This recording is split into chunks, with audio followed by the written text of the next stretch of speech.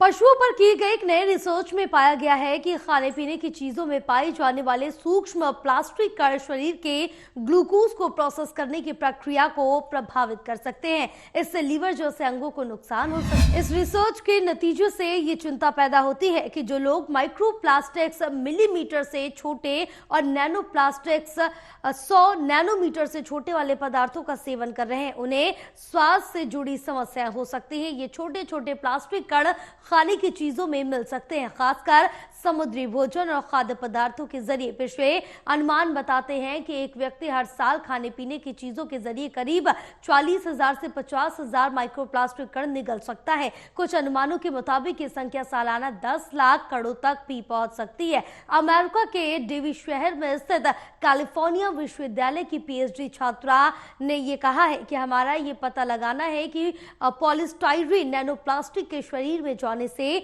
Glucose से जुड़ी गड़बड़ी और लिवर को नुकसान होता है। हाल ही में किए गए पशु रिसर्च के नतीजों की पुष्टि करता है और उन्हें आगे बढ़ाता है। इस रिसर्च में रिसर्चर्स ने खाने पीने की चीजों के जरिए शरीर में जाने वाले नैनोप्लास्टिक कणों पर ध्यान दिया। रिसर्चर ने 12 हफ्ते के नर चूहों को रोजाना पॉलीस्टाइरीन नैनो कण की खुराक के साथ सामान्य चूहे वाला खाना दिया।